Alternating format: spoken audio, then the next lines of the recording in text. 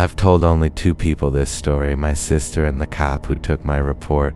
I'm 100% sure if I didn't run that night, I wouldn't be alive today. It happened on Christmas Eve 2019. I worked at a small convenience store in a quiet residential neighborhood. I'd been doing night shifts for years, and walking home at midnight never scared me. Our area was calm, friendly neighbors, kids riding bikes, local bakeries. Nothing ever happened, but that night, the air felt wrong the second I stepped outside. It was snowing lightly. My breath came out in white clouds. I zipped up my jacket and started walking, listening to that satisfying crunch of snow under my boots. But halfway home near Maple Street, something made me slow down. A bus stop, old wooden bench, dim street light, and a man sitting alone. Not unusual, except he was sitting perfectly straight, facing the road, not moving an inch, no phone in his hand, no bag. Not even dressed warmly, just a thin hoodie. I glanced at him quickly. He wasn't looking at the road. He was staring directly at me. A cold, blank stare. The buses had stopped running at 10 p.m. It was 11:47. No reason for anyone to be waiting there. I felt a shiver crawl across my chest, but I kept walking. The footsteps. I crossed the street. 10 seconds later, crunch, crunch, crunch. Footsteps behind me. Slow at first, then matching my pace. I tried convincing myself. Probably another late night worker. Someone going home. Totally normal. I didn't look back. I just tightened my scarf and kept walking. Then the footsteps got faster. Not running, but long, quick steps as if someone was trying to reach me. Finally, I turned my head. The man from the bus stop was walking toward me, hood still over his head, hands still in his pockets, face pointed down, but eyes looking up. Straight at me. I stopped breathing. Without thinking, I crossed the street again. He crossed, too, still staring. The whisper. I sped up. I was only 1 street away from my house. My keys were already in my hand. Then I heard it, a soft, shaky whisper behind me. Don't go home. Not yet. My blood froze. I didn't look back. I broke into a run. He started running too. The chase. My lungs were burning. I sprinted through the cold, slippery snow. The houses blurred past me, desperate. Stop, I said, stop. No, I sprinted even faster. I turned into my street, my porch light finally in sight.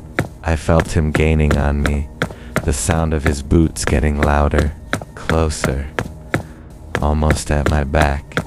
I rushed up the steps, nearly slipping, jammed my key into the lock, and slammed the door behind me just as something hit the other side.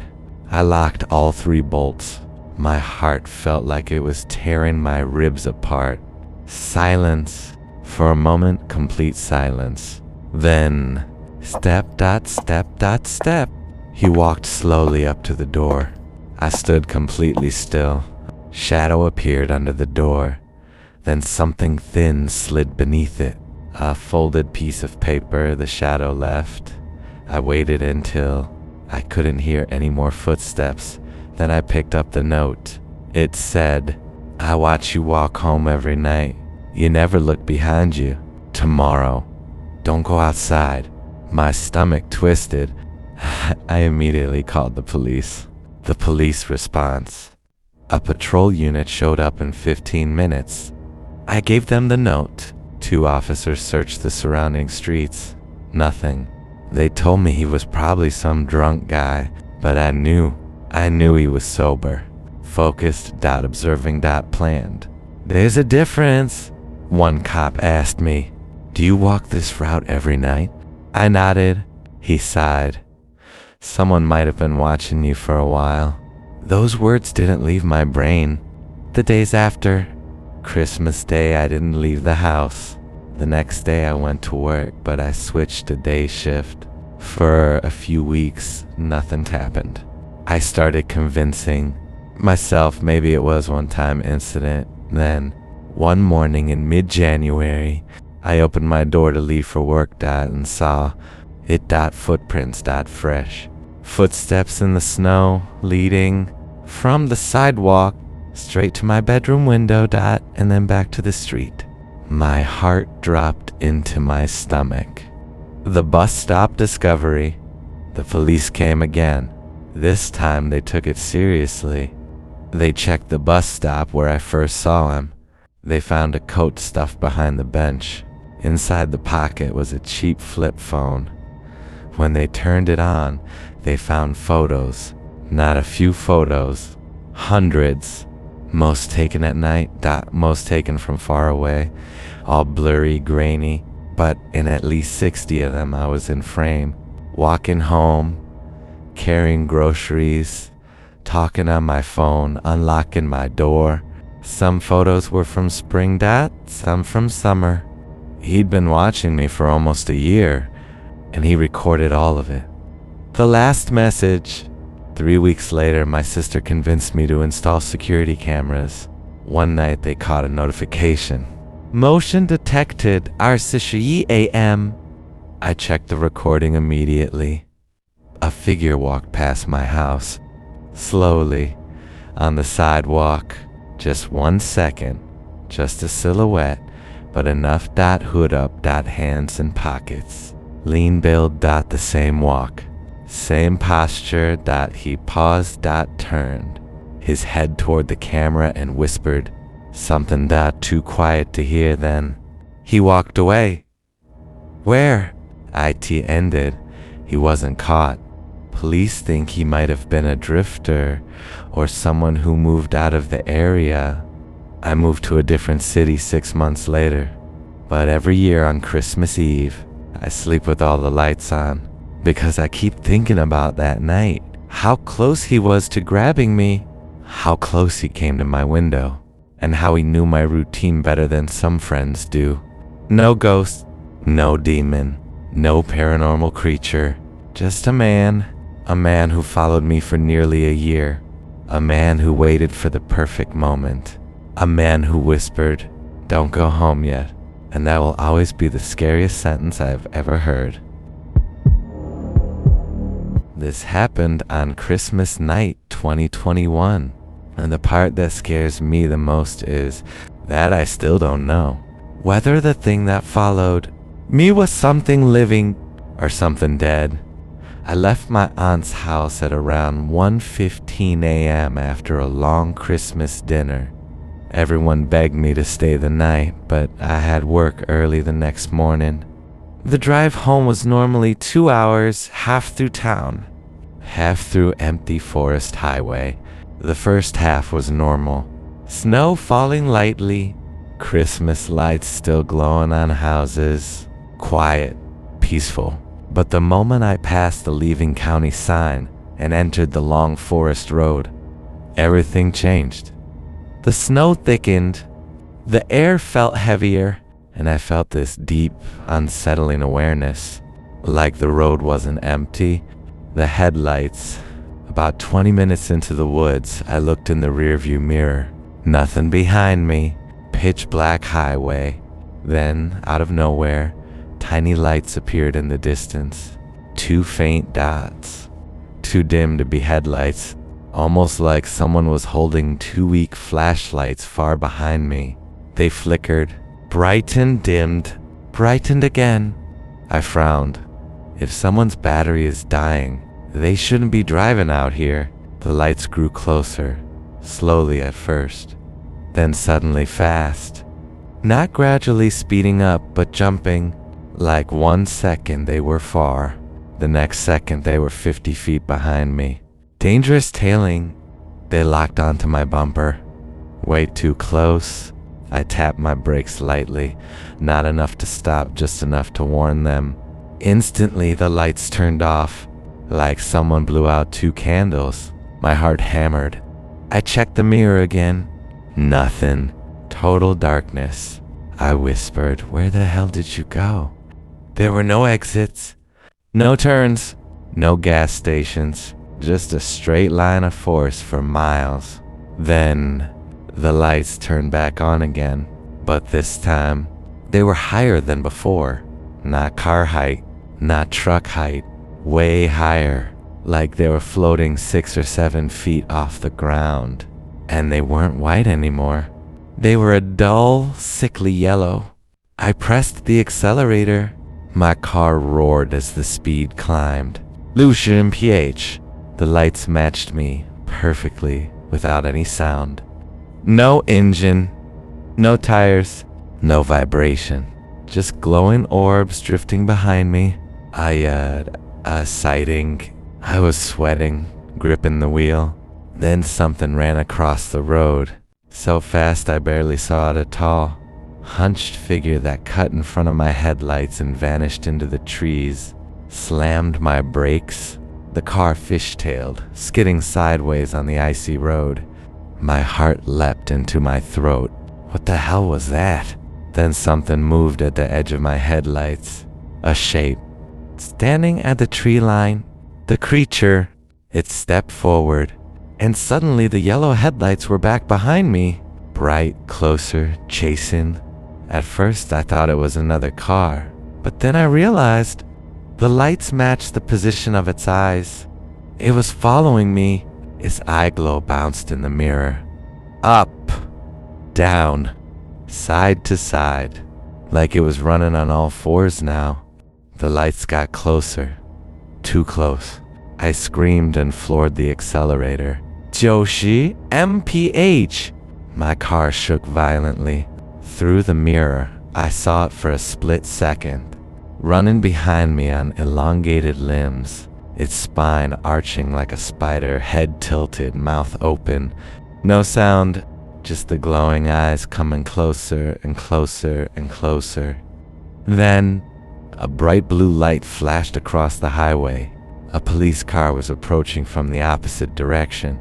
I waved my arms like an idiot through the windshield. As the two vehicles passed each other, the blue lights illuminated the trees behind me, and the creature was gone. Just vanished. The headlights behind me flickered, dimmed, and then blinked out. I didn't stop until I reached a gas station 40 minutes later. I stumbled inside, shaking. A trucker saw me and said, "He looked like he saw a ghost, son." I didn't answer. When I finally calmed down enough to drive again, I checked the dash cam. Most of the footage was just darkness and snow, except one frame, a single corrupted frame like the camera glitched. It showed something behind my car, a pale, twisted face, elongated mouth, dark holes where a nose should be, and two bright, glowing eyes looking directly into the camera. For weeks after, I refused to drive at night. Even now, every Christmas, whenever I drive through wooded roads, I check my mirror constantly. I know most people won't believe this, but I saw something in those woods. Something tall, stalking, curious, not entirely human. And all I keep thinking is, if that police car didn't pass me at the exact moment it did, I don't think I would have made it home. I was working temporary security in 2020.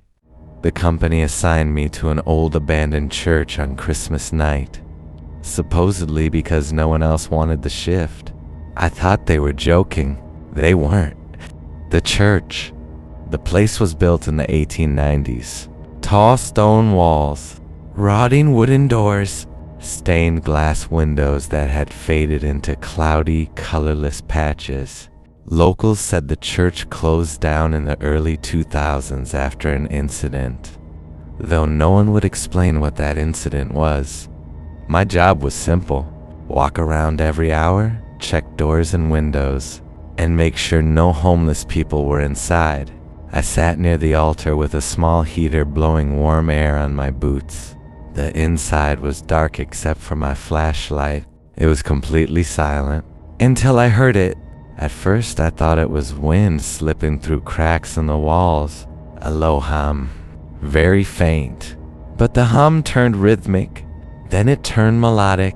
like singing a soft choir humming a hymn somewhere deeper in the church. I froze.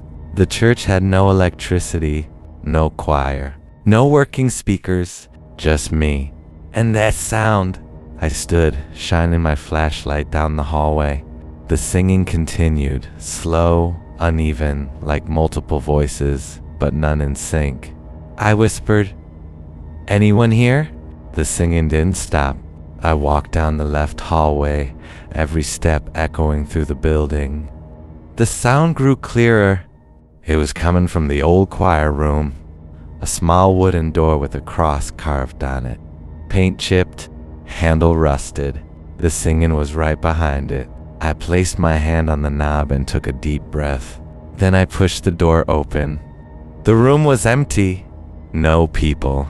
No shadows. Just broken chairs stacked in corners and a collapsed piano. The singing stopped. Dead silence. I turned around to leave, but something floated down from the ceiling. A piece of sheet music, landing gently at my feet. Handwritten words across the top. "We sing." I felt cold creep across my spine. I picked up the paper. It was still warm, like someone had been holding it moments earlier. I hurried back to the main hall. As soon as I stepped out, a powerful wave of singing erupted above me. Not soft this time, loud, full of voices. Hundreds. I jerked my head up to the balcony. It was pitch black, but I could hear them. Feet shuffling, robes brushing the wooden floor, breaths, murmurs, and the song. An old hymn, completely off key, like voices trying to mimic something they once knew. Then, a single candle lit itself on the balcony edge. Then another. One by one, candles appeared, revealing the balcony railing. And behind that railing, I saw them. Silhouettes, maybe 20, maybe 30, standing shoulder to shoulder, perfectly still, facing me. The moment they saw me, I whispered, "Who's there?" Instantly, every candle went out. The singing stopped. Then, all the heads turned toward me at the same time. Not naturally, but like something controlling them. My heart stopped. I stumbled backward, tripping over a pew. And that's when they started descending the stairs. I didn't hear footsteps. No creak in wood. No movement. Just the sound of robes sliding across stone. I shined my flashlight at the staircase. Nothing. Darkness. Then, a pale hand gripped the railing, followed by another. Then a face leaned into the light. Gray skin, hollow eyes, mouth open as if frozen in mid-hymn.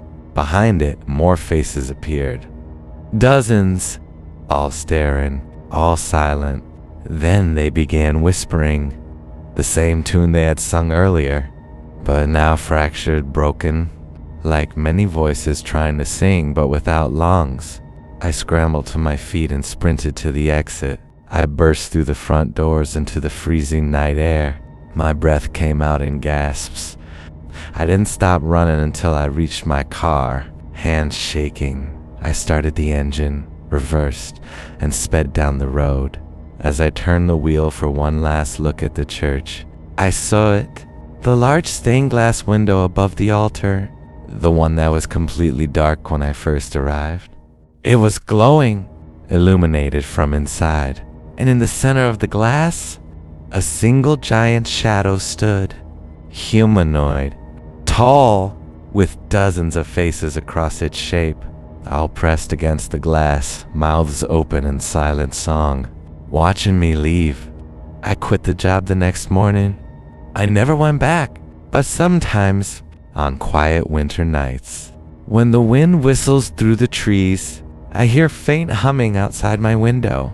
Not a melody, not a song, just a broken, breathless attempt at a hymn. And every time I hear it, I remember the words scribbled on that warm, fallen sheet music. We sing. You've already stepped too far into the dark. Subscribe, and let the shadows whisper their next truth. directly into your ear.